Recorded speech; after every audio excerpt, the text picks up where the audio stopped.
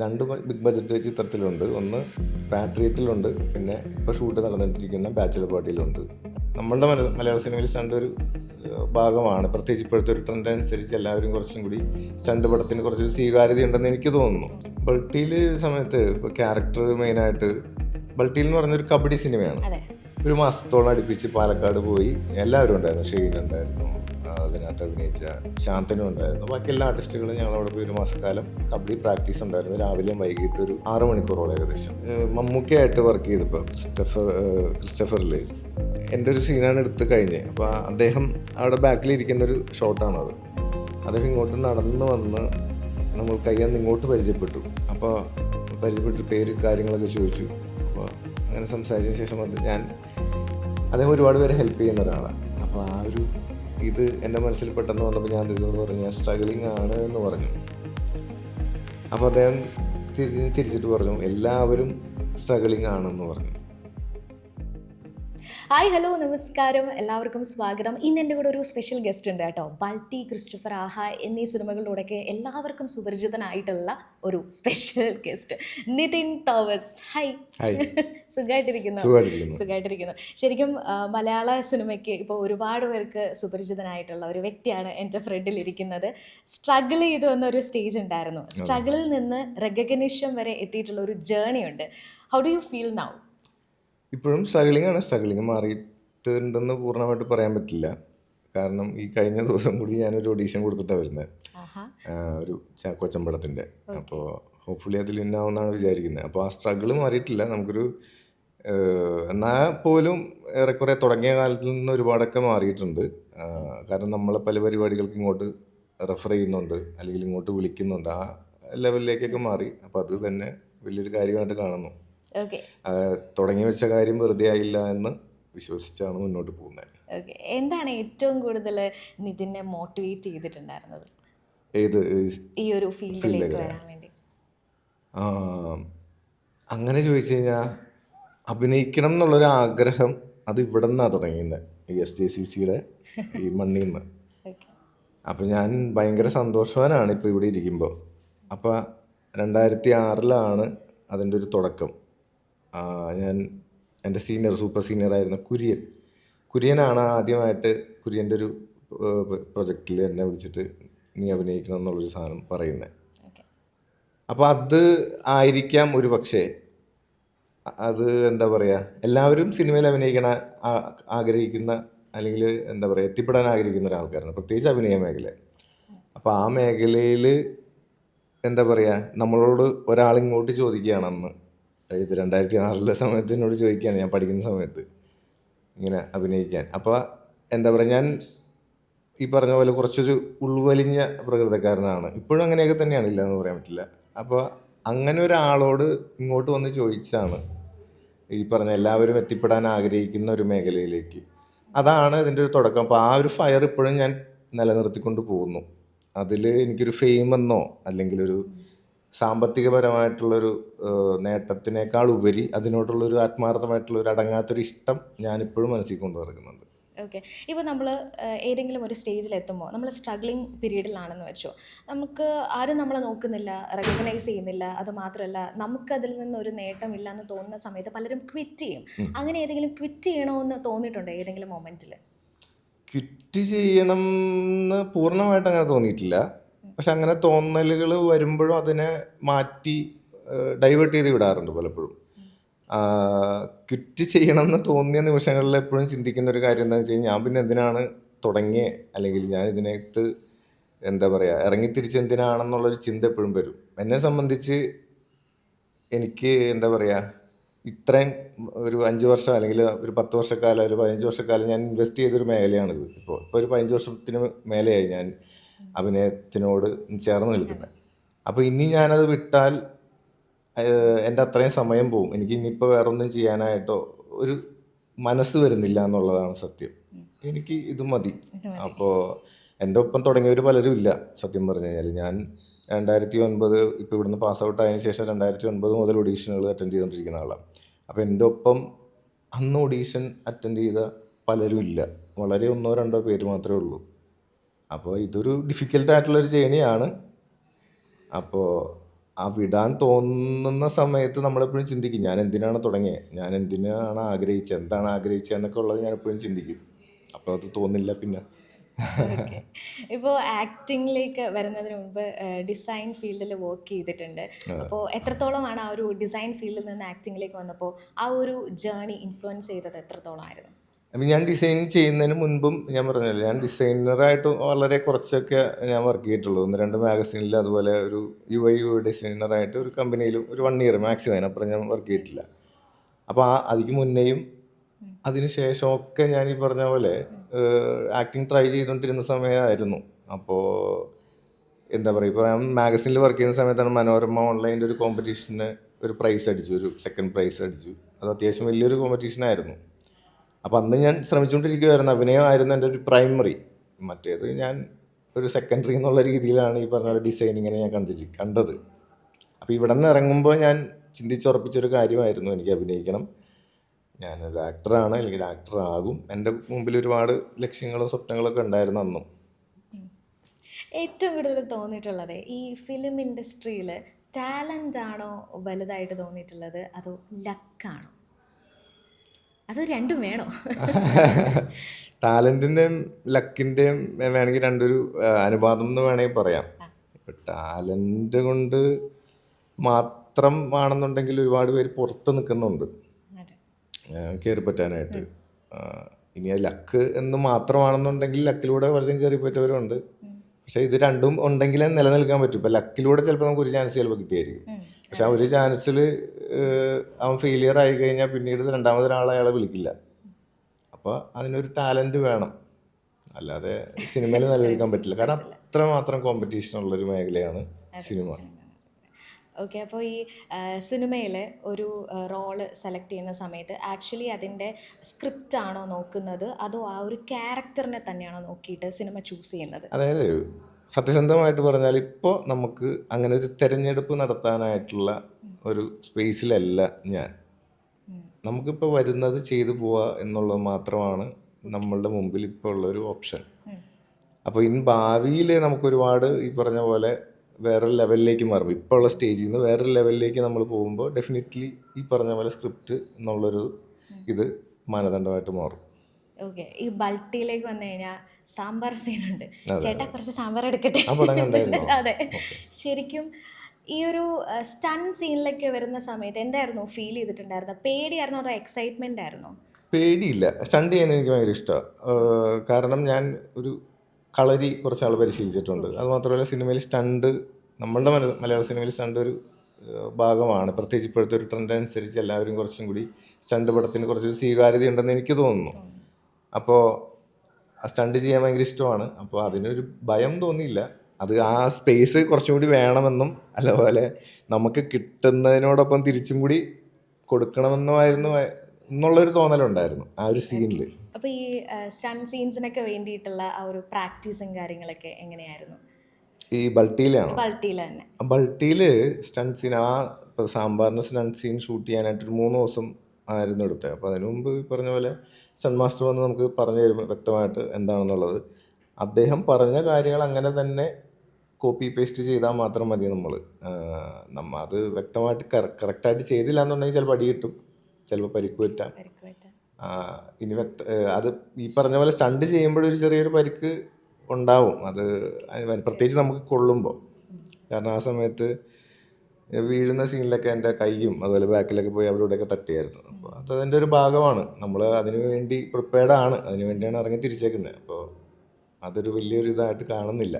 അതെ. പക്ഷെ പ്രേക്ഷകർക്ക് അറിയില്ല, ഇപ്പം ഇങ്ങനെ ഒരു സ്റ്റണ്ട് സീൻ എടുക്കുന്ന സമയത്ത് ഇത് ഇത്ര ദിവസത്തെ ഷൂട്ടാണ്, അല്ലെങ്കിൽ അത്രയും ദിവസം നിന്ന് അടികൊണ്ട് ആ ഒരു ഇതൊന്നും അവർക്ക് അറിയില്ല എന്നുള്ളതാണ്. അപ്പോൾ ശരിക്കും നമ്മൾ സിനിമയിലെത്തി, പക്ഷേ അതിനകത്തും നമ്മൾ ക്യാരക്ടറിന് വേണ്ടിയിട്ട് ഒരുപാട് ചേഞ്ചസ് വരുത്തുന്നുണ്ട്. അപ്പോൾ ഈ ബൾട്ടിയിലേക്ക് വന്ന സമയത്തൊക്കെ എത്രത്തോളം അതിന് വേണ്ടിയിട്ട് ബിൽഡ് ചെയ്തിട്ടുണ്ടായിരുന്നു? ബൾട്ടിയിൽ സമയത്ത് ഇപ്പോൾ ക്യാരക്ടർ മെയിനായിട്ട്, ബൾട്ടിയിൽ എന്ന് പറഞ്ഞൊരു കബഡി സിനിമയാണ്. അതെ. അപ്പോൾ കബഡി പഠിക്കുക എന്നുള്ളതാണ് അതിൻ്റെ ഒരു മെയിൻ ഒരു ഇത്. അതായത് കബഡി പറയുന്ന സിനിമയിൽ നമ്മൾ കബഡി പഠിച്ചില്ല എന്നുണ്ടെങ്കിൽ അതിന് പൂർണ്ണമായിട്ടുള്ളൊരു ഇത് എൻ്റെ ശരീരഭാഷയിലും എൻ്റെ ചിലപ്പോൾ സംസാരത്തിലും, അതുപോലെ പാലക്കാട് സ്ലാങ് ആണ് അതിനകത്ത് യൂസ് ചെയ്യുന്നത്. അപ്പോൾ ഞങ്ങളൊരു മാസത്തോളം അടുപ്പിച്ച് പാലക്കാട് പോയി. എല്ലാവരും ഉണ്ടായിരുന്നു. ഷെയ്ൻ ഉണ്ടായിരുന്നു, അതിനകത്ത് അഭിനയിച്ച ശാന്തനും ഉണ്ടായിരുന്നു. ബാക്കി എല്ലാ ആർട്ടിസ്റ്റുകളും ഞങ്ങളവിടെ പോയി 1 മാസക്കാലം കബഡി പ്രാക്ടീസ് ഉണ്ടായിരുന്നു. രാവിലെയും വൈകിട്ടൊരു 6 മണിക്കൂറോളം ഏകദേശം. പ്രാക്ടീസിന് ശേഷമാണ് നമ്മൾ ആ സീൻ എന്താ പറയുക അതിലേക്ക് ഇറങ്ങി തിരിച്ചത്. അപ്പോൾ അതിൻ്റേതായിട്ടുള്ള എന്താ പറയുക ഒരു റിസൾട്ട് ആ സിനിമയ്ക്കകത്ത് കാണുന്നുണ്ടെന്നാണ് ഞാൻ വിശ്വസിക്കുന്നത്. അപ്പോൾ ഈ പറഞ്ഞ പോലെ കബഡി പഠിച്ചപ്പോൾ തന്നെ ക്യാരക്ടർ എന്താ പറയുക ഒരു 50% അത് അവിടെ കഴിഞ്ഞു. ബാക്കി ഈ പറഞ്ഞ പോലെ കോസ്റ്റ്യൂമിൻ്റെയും അല്ലെങ്കിൽ മേക്കപ്പിൻ്റെ ഹെൽപ്പും ഒക്കെ വരുമ്പോൾ അത് പൂർണ്ണമായി എന്നുള്ളതാണ്. ശരിക്കും ഇപ്പോൾ കബഡിയുടെ കാര്യം പറഞ്ഞു, കളരി അത് പ്രാക്ടീസ് ചെയ്യുന്നുണ്ടായിരുന്നല്ലോ. ഈ സംവിധായകൻ ഉണ്ണി അദ്ദേഹത്തിലേക്ക് എത്തിയത് എങ്ങനെയായിരുന്നു? ഉണ്ണിയും ആക്ച്വലി പിന്നെ അതിനകത്ത് അഭിനയിച്ച ശിവ ഇവർ ഞങ്ങൾ കളരി മേറ്റ്സ് ആയിരുന്നു. അപ്പം അങ്ങനെയാണ് ഈ ഉണ്ണീനെ പരിചയപ്പെട്ടത്. അപ്പോൾ അവർ വരുന്നതിന് മുമ്പ് ഞാനവിടെ ഉണ്ടായിരുന്നു ആക്ച്വലി. അപ്പോൾ ഉണ്ണി എനിക്ക് തോന്നുന്നു ഈ പറഞ്ഞ പോലെ ഇതിനോട് എഴുതുന്ന സമയത്ത് അതിനോടനുബന്ധിച്ചാണ് അവിടെ കളരിയിൽ വരുന്നത്. അങ്ങനെയാണ് അതിനകത്തേക്ക് എത്തിപ്പെട്ടതെന്ന് പറയാം. ഓക്കെ, നമുക്ക് ആഹാ സിനിമയിലേക്ക് വന്നു കഴിഞ്ഞാൽ ആഹാ സിനിമയിൽ ഒത്തിരി സീനിയർ ആക്ടേഴ്സൊക്കെ ഉണ്ടായിരുന്നു. അപ്പോൾ ആ ഒരു പാക്കാൻ ബിജു എന്ന് പറയുന്നത് ശരിക്കും എനിക്ക് ആ പേര് ഞാൻ ഒത്തിരി ഓർത്തെടുക്കും, നമുക്കറിയാം. പക്ഷേ പെട്ടെന്ന് ഞാൻ വന്നപ്പോൾ തന്നെ ചോദിച്ചില്ല പാക്കാൻ ബിജു എന്ന് ചോദിച്ചില്ലേ. അപ്പോൾ ആ ഒരു ക്യാരക്ടർ ബിൽഡ് ചെയ്തെടുക്കാൻ എത്രത്തോളം ടഫായിരുന്നു? അതിലും ഈ പറഞ്ഞ പോലെ ബൾട്ടിയിൽ പറഞ്ഞ പോലെ തന്നെ കാര്യം വെച്ച് കഴിഞ്ഞാൽ നമ്മൾ ഷൂട്ട് ചെയ്തത് കൂടുതലും ഇവിടെയൊക്കെയാണ്, ഈരാറ്റുപേട്ട, പാല, ആ സൈഡായിരുന്നു കൂടുതൽ. അപ്പോൾ ഈ പറഞ്ഞ പോലെ ഒരു 1.5 മാസത്തോളം നമുക്ക് ഒരു വീട് ഞങ്ങൾക്ക് ഈ പറഞ്ഞ പോലെ അതിനകത്ത് ബാക്കി എല്ലാവർക്കും ഒരു വീട് എടുത്ത് തന്നിച്ചു. അവിടെ നിന്നതുകൊണ്ട് ഈ പറഞ്ഞ പോലെ ആഹാ നീലൂർ എന്ന് പറയുന്ന ടീമിൻ്റെ റോയ് ചേട്ടൻ, അതുപോലെ പെരുമ്പാവൂരുള്ള ഒരു അരുൺ, ഇവർ രണ്ടുപേരുമാണ് നമ്മളെ ട്രെയിൻ ചെയ്യിച്ചത്. അപ്പോൾ ഈ നമ്മൾ ഇപ്പോൾ വടംവലി കണ്ടിട്ടുണ്ടോ? ഇത് നമ്മൾ കാണുന്നതിലും ഭയങ്കര ഒരു ബുദ്ധിമുട്ടാണ് ഇത് പിടിച്ചു നിൽക്കുന്ന അവിടെ കിടക്കാന്നുള്ളത്. കാരണം ആ സമയത്ത് ഇപ്പോഴും ആ പാട് ഇവിടെ കിടപ്പുണ്ട്. ആ വടം വരഞ്ഞതിൻ്റെ ഒരു പാട് ഇവിടെ പോയിട്ടില്ല പുറത്ത്. ആ വടം വരഞ്ഞ് അതുപോലെ ഇത് നമ്മുടെ ശൈലി എന്ന് പറയുന്ന തോൾ ശൈലിയാണ്, ഈ വടം തോളിലേക്ക് ഇട്ടിട്ട് പിടിച്ച് കിടക്കാന്നുള്ളത്. അപ്പോൾ ഇതൊരു ഫസ്റ്റ് ദിവസം തന്നെ ഒരു മനസ്സിലായി ഇതൊരു നിസ്സാരമായിട്ടുള്ളൊരു കാര്യമല്ല എന്നുള്ളത്. കാരണം നമ്മൾ ഒരേ പൊസിഷനിൽ ഇങ്ങനെ ആ വടത്തിന് താഴെ നമ്മളുടെ തല ഉൾപ്പെടെ ശരീരം ഒരു സ്ലാൻഡിങ് പൊസിഷനിൽ കിടന്നാലാണ് ആ വടത്തിൽ ഫുൾ വെയിറ്റ്, ബോഡി വെയിറ്റ്, നമ്മുടെ ഫുൾ ബോഡി വെയിറ്റ് ഫീൽ ചെയ്യുള്ളൂ അവിടെ. അങ്ങനെ എല്ലാവരും ആ 6 പേരും 7ാമതൊരാളാണ് ബാക്ക് പിടിക്കുന്നത്. ആ 6 പേര് ഒരേ രീതിയിൽ കിടന്നാലാണ് അതിൻ്റെ ഒരു ഫിനിഷിങ് ഉണ്ടാവുള്ളൂ. അപ്പോൾ അത് പഠിച്ചെടുക്കാനായിട്ട് ഈ പറഞ്ഞ പോലെ കുറച്ച് പ്രയാസമായിരുന്നു അവിടെ കിടക്കാനായിട്ട്. പക്ഷേ ഈ പറഞ്ഞ പോലെ പ്രാക്ടീസ് ചെയ്ത് അതും ഈ പറഞ്ഞ പോലെ രാവിലെയും വൈകിട്ടുള്ള പ്രാക്ടീസും ഈ പറഞ്ഞ പോലെ ഭക്ഷണവും അതുപോലെ വേറെ വർക്കൗട്ടും കാര്യങ്ങളൊക്കെ ഉണ്ടായതുകൊണ്ട് അത് എനിക്കൊരു ഫിസിക്ക് കുറച്ചുകൂടി കയറ്റണം എന്ന് തോന്നി. കാരണം എൻ്റെ ഒരു ഡിസ്കഷനിലൂടെ വന്നപ്പോൾ ഞാൻ പറഞ്ഞു എൻ്റെ ഒരു സൈസും ഇതൊക്കെ ഹൈറ്റ് വെച്ചിട്ട് പറഞ്ഞു എനിക്ക് ബാക്ക് നിൽക്കാൻ പറഞ്ഞു. അപ്പോൾ എനിക്ക് തോന്നി കുറച്ചും കൂടി സൈസ് കയറ്റാന്ന്. അപ്പോൾ അതിന് വേണ്ടിയിട്ടുള്ളൊരു ഫുഡ് അടിയും വർക്കൗട്ടും കാര്യങ്ങളൊക്കെ കുറച്ചും കൂടി കയറ്റി.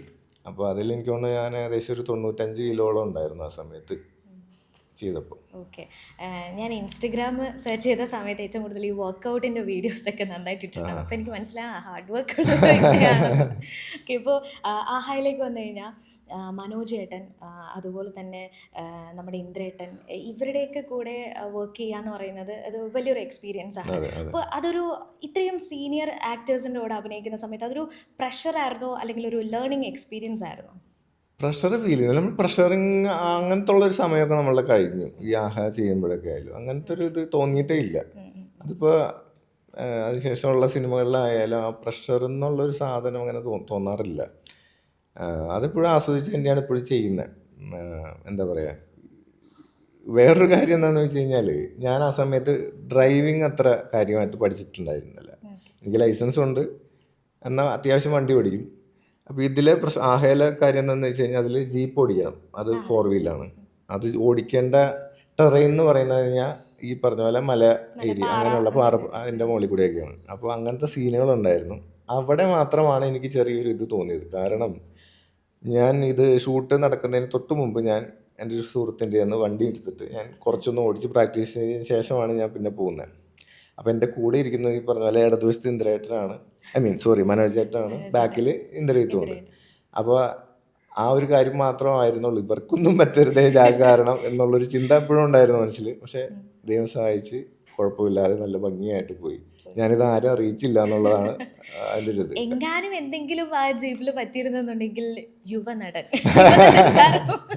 എന്ന് പറയാ ഹെഡ്ലൈനോടുകൂടി ന്യൂസൊക്കെ വന്നേരല്ലേ. അങ്ങനെ വരില്ല എന്നുള്ളതാണ്. നമ്മൾ ഇപ്പോൾ ഒരു സാധനം ചെയ്യുന്നതിന് മുമ്പ് തന്നെ മനസ്സിൽ ഒന്ന് പറയും എന്നെ കാത്തോണേ എന്നുള്ളത്. അപ്പോൾ ആ ഒരു വിശ്വാസം എപ്പോഴും ഉണ്ട്.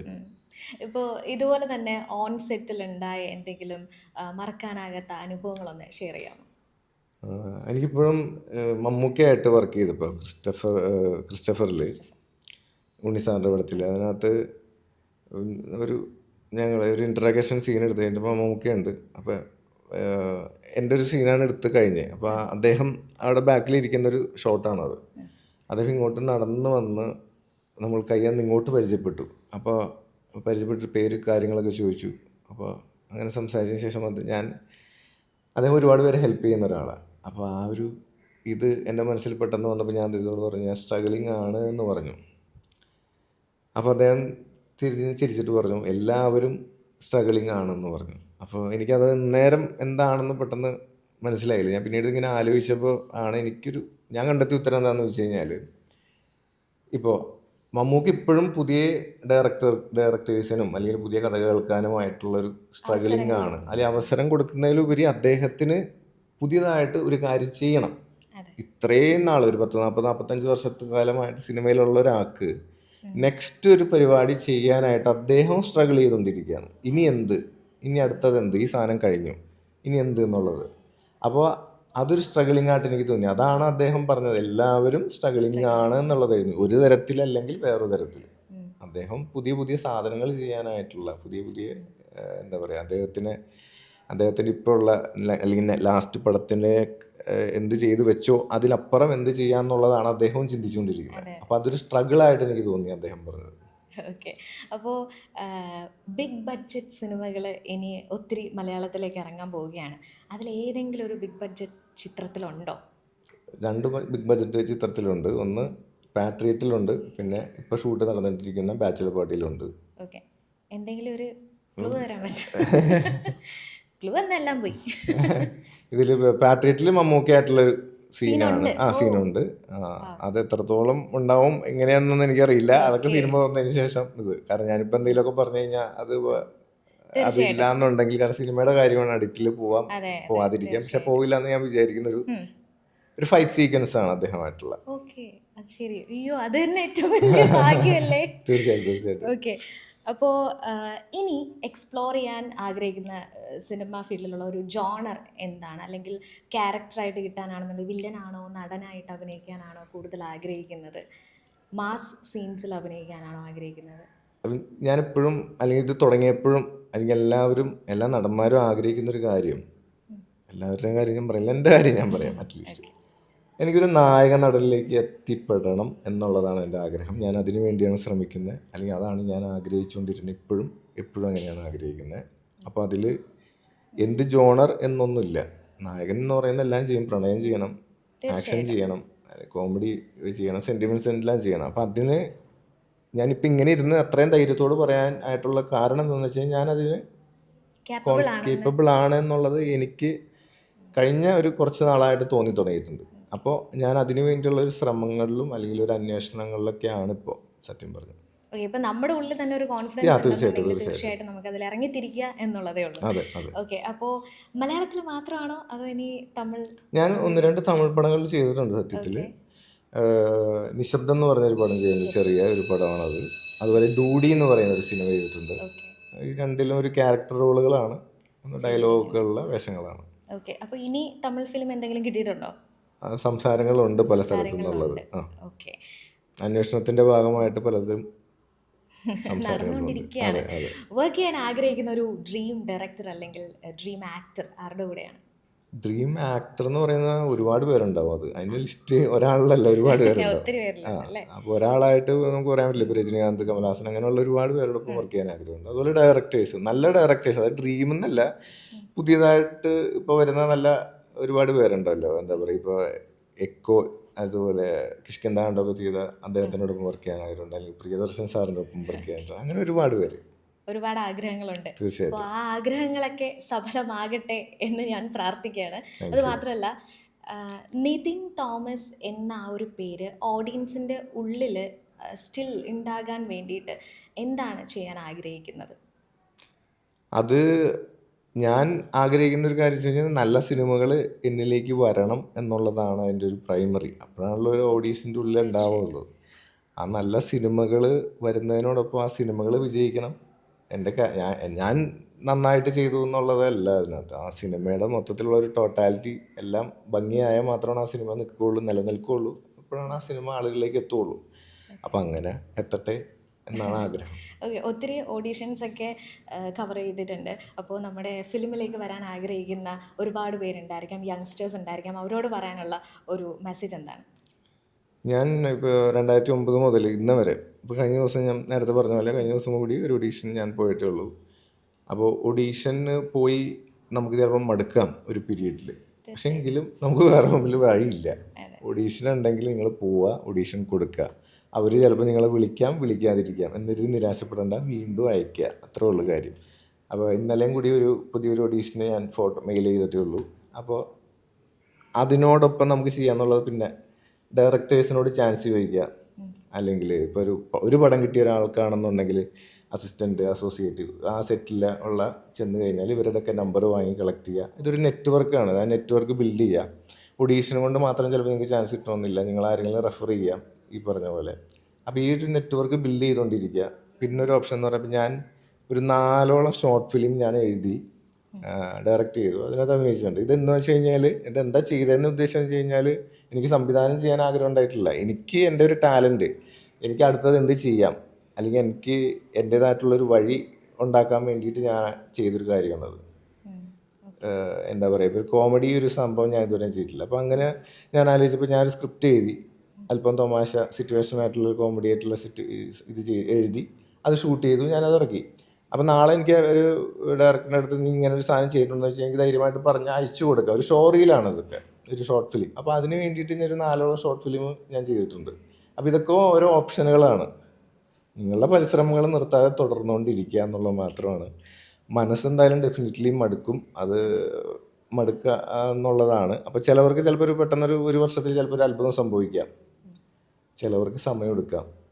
അത് പേഷ്യൻസ് ആണ് ഇതിനകത്തെല്ലാം. ഏറ്റവും കൂടുതൽ കൺസിസ്റ്റൻ്റ് ആവുക, പേഷ്യൻസ് വേണം, ഹാർഡ് വർക്കിംഗ് ആവുക. ഇതൊക്കെയാണ് ഇതിൻ്റെ ഒരു ഇത്. എന്നെ ഏറ്റവും കൂടുതൽ അത്ഭുതപ്പെടുത്തിയിട്ടുള്ള കാര്യം എന്താണെന്ന് വെച്ച് കഴിഞ്ഞാൽ, ഇപ്പോൾ കുറച്ച് അത്യാവശ്യം ഒരു 3-4 സിനിമയിലൂടെ റെക്കഗ്നിഷൻ കിട്ടിയിട്ടുണ്ട് എന്നുണ്ടെങ്കിലും നമ്മൾ നെക്സ്റ്റ് ഒരു പടത്തിലേക്ക് ഓഡീഷൻ ചെയ്യണം എന്നുള്ളതാണ്. ഇപ്പോൾ പറഞ്ഞതുപോലെ തന്നെ ഇപ്പോൾ കഴിഞ്ഞ ദിവസം ഒരു ഓഡീഷൻ കഴിഞ്ഞതേ ഉള്ളൂ എന്നുള്ളതാണ്.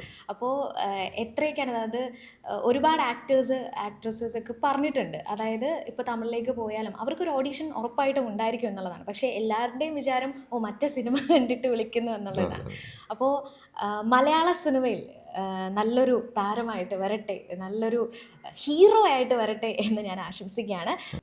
ഓക്കെ, ലാസ്റ്റായിട്ട് എൻ്റെ ചോദ്യം, saint Joseph college of communication Changanassery, അവിടെയാണ് പഠിച്ചത്. നമ്മളിപ്പോൾ ഗൂഗിളിൽ സെർച്ച് ചെയ്താലും അതിൽ ഹൈലൈറ്റ് ചെയ്ത് കാണിക്കും സെൻറ്റ് ജോസഫ് കോളേജിലാണ് പഠിച്ചത് എന്നുള്ളത്. ഈ ഒരു കോളേജിൽ പഠിച്ചതിൻ്റെ ആ ഒരു ജേർണി എത്രത്തോളം ഹെൽപ്പ് ചെയ്തിട്ടുണ്ട് ഇന്നത്തെ ഈ ഒരു നിലയിലെത്താൻ വേണ്ടിയിട്ട്? ഞാനിവിടെ പഠിച്ചുകൊണ്ട് തന്നെയാണ് ഞാൻ ഈ പറഞ്ഞ പോലെ ഇപ്പോൾ ഇവിടെ ഇരിക്കുന്നതും, അല്ലെങ്കിൽ ഞാൻ സിനിമയിലെത്തിയെന്ന് തന്നെയാണ് ഞാൻ വിശ്വസിക്കുന്നത്. അതിൽ യാതൊരു തർക്കമില്ല. ആ ജേണി എന്നെ ഭയങ്കരമായിട്ട് ഹെൽപ്പ് ചെയ്തിട്ടുണ്ട്. അതായത് ഇവിടെ പഠിച്ച ഓരോരുത്തരും എന്നെ, എന്താ പറയുക, ഞാൻ പഠിച്ചിറങ്ങിയതിന് ശേഷം പലരുടെയും ഫൈനൽ പ്രൊജക്റ്റുകളിൽ എനിക്ക് ഭാഗമാകാൻ സാധിച്ചിട്ടുണ്ട്, എൻ്റെ ജൂനിയേഴ്സിൻ്റെ. അതുപോലെ അന്ന് ഈ പറഞ്ഞ പോലെ പോൾ മാത്യു എൻ്റെ ബാച്ച്മേറ്റ് ആയിരുന്ന അവനാണ് എനിക്ക് ആദ്യം, എന്താ പറയുക, എൻ്റെ ഒരു ഇഷ്ടം, എൻ്റെ ഒരു ആഗ്രഹം, എൻ്റെ ഒരു സ്വപ്നം ഞാൻ ഓപ്പൺ അപ്പ് ചെയ്യുന്നത് ഒരു പക്ഷേ അവനോടായിരിക്കും, എനിക്ക് അഭിനയിക്കണം എന്ന് പറയുന്നത്. അപ്പോൾ അന്ന് അവൻ പറഞ്ഞ, അത് 3 വർഷം ഉണ്ടായിട്ട് ഞാൻ 3 വർഷത്തിൻ്റെ ഇടയ്ക്ക് അതിക്ക് മുന്നേ ആരോടും ഷെയർ ചെയ്തിട്ടില്ല. അത് ഏറ്റവും അവസാന സമയത്ത്, എനിക്ക് തോന്നുന്നു ഓൾമോസ്റ്റ് ഞങ്ങൾ എക്സാമൊക്കെ കഴിഞ്ഞിരിക്കുന്ന ഒരു സമയമാണ്. ഞങ്ങൾ തട്ടുകടയിൽ ഭക്ഷണം കഴിക്കാൻ പോയ സമയത്താണ് പറഞ്ഞത് എനിക്ക് അഭിനയിക്കണം അളിയാന്ന് പറഞ്ഞു. അപ്പോൾ അവൻ പറഞ്ഞ പോയിന്റ് എന്താണെന്ന് വെച്ച് കഴിഞ്ഞാൽ, നീ എന്ത് മണ്ടനാണ്, നിനക്കിത് എന്തുകൊണ്ട് എന്നോട് ആദ്യം പറഞ്ഞുകൂടായിരുന്നുള്ളതാണ്. കാരണം ഞാൻ അനിമേഷനാണ് എടുത്തത്, ഇവർ മൾട്ടിമീഡിയയാണ്. അപ്പോൾ ഈ മൾട്ടിമീഡിയക്കാർ ഒത്തിരി പ്രൊജക്റ്റുകൾ ചെയ്യുന്നതാണ്. അവരുടെ കോളേജിൻ്റേതായിട്ടുള്ളതല്ലാതെ അവർ ഇൻഡിവിജ്വലി പല പല പ്രൊജക്റ്റുകൾ ഈ പറഞ്ഞ പോളൊക്കെ ഡയറക്റ്റ് ചെയ്യുന്നതാണ്. അപ്പോൾ ഇവരുടെയൊക്കെ പ്രൊജക്റ്റുകളിൽ എനിക്ക് ഭാഗമാകാമായിരുന്നു. പക്ഷെ ഞാനതിനിപ്പോൾ റിഗ്രറ്റ് ചെയ്യുന്നില്ല. എനിക്ക് അന്നേരം അതെന്തോ തോന്നി, ഞാൻ എന്തുകൊണ്ട് പറഞ്ഞില്ല എന്നുള്ളത്. അത് പക്ഷെ അന്ന് എനിക്കൊരു എൻലൈറ്റ്മെൻ്റ് ആയിരുന്നു അത്. ഞാൻ അതിനുശേഷം പിന്നീട് എനിക്ക് അല്ലെങ്കിൽ ഞാനൊരാളെ പരിചയപ്പെട്ട അല്ലെങ്കിൽ സിനിമയായിട്ട് ബന്ധമുള്ള ഒരാളെ പരിചയപ്പെട്ട ഞാൻ ഓപ്പണപ്പായിട്ട് പറഞ്ഞ ഒരു ആക്ടറാണ്, എനിക്ക് അഭിനയിക്കണം എന്ന് ഞാൻ പിന്നീട് പറയാൻ തുടങ്ങി. ഞാൻ എന്നെ തന്നെ കുറച്ചും കൂടി എന്താ പറയുക ഒരു മാർക്കറ്റ് ചെയ്യാൻ തുടങ്ങി. അപ്പോൾ അതെല്ലാം ഇവിടെ നിന്ന് തന്നെ ഉണ്ടായതാണെന്ന് ഞാൻ വിശ്വസിക്കുന്നു. അത്ര നല്ല സൗഹൃദങ്ങളൊക്കെ എനിക്ക് ഇവിടെ നിന്ന് കിട്ടിയതാണ്. അപ്പോൾ ഈ കോളേജിനോട് എന്നും എൻ്റെ എന്താ പറയുക ഒരു കടപ്പാട് അല്ലെങ്കിൽ ഒരു ഓർമ്മ എന്നും ഉണ്ടാവും. ഓക്കെ, അപ്പോൾ ഞാൻ നേരത്തെ പറഞ്ഞതുപോലെ തന്നെ നല്ലൊരു കിഡിലൻ ഹീറോ ആയിട്ട് മാറട്ടെ. നമ്മൾ ഒരു ഹീറോ എന്ന് പറയുമ്പോൾ ഇതുപോലെ എല്ലാ ഇമോഷൻസും അഭിനയിച്ച് കാണിക്കാൻ, അത് നമുക്ക് അഭിനയിക്കുകയാണെന്ന് ഒരിക്കലും തോന്നരുത്, ജീവിക്കുകയാണെന്ന് തോന്നുന്നു എന്ന രീതിയിൽ വരണം. അപ്പോൾ അങ്ങനെ ഒരു ഹീറോ ആയിട്ട് മാറട്ടെ. നല്ലൊരു വില്ലനും ആകട്ടെ. വില്ലൻ ക്യാരക്ടർ ചിലപ്പോൾ കയറി ക്ലിക്ക് ആകും. ഓക്കെ, അപ്പോൾ എന്തായാലും കണ്ടിട്ടൊരു വില്ലനായിട്ട് തോന്നുന്നുണ്ടല്ലേ? ചെറുതായിട്ട് തോന്നുന്നുണ്ട്. ഓക്കെ, അപ്പോൾ താങ്ക് യു സോ മച്ച്. നല്ലൊരു ഇൻ്റർവ്യൂ ആയിരുന്നു, നല്ലൊരു ഫ്രണ്ട്ലി ടോക്ക് ആയിരുന്നു. അപ്പോൾ വീണ്ടും മുന്നോട്ട് നല്ല നല്ല സിനിമകളൊക്കെ വരട്ടെ. നല്ല ബിഗ് ബഡ്ജറ്റ് സിനിമയിൽ ഒരു അവസരം കിട്ടിയിട്ടുണ്ടെന്ന് പറഞ്ഞിട്ടുണ്ട്. നല്ല നല്ല സിനിമകൾ ഇനി ഒത്തിരി നമ്മുടെ മലയാളത്തിൽ റിലീസാകാൻ പോകുന്നുണ്ട്. മലയാളത്തിൽ മാത്രമല്ല തമിഴിലും നല്ല അവസരങ്ങൾ കിട്ടട്ടെ. Thank you so much. Thank you.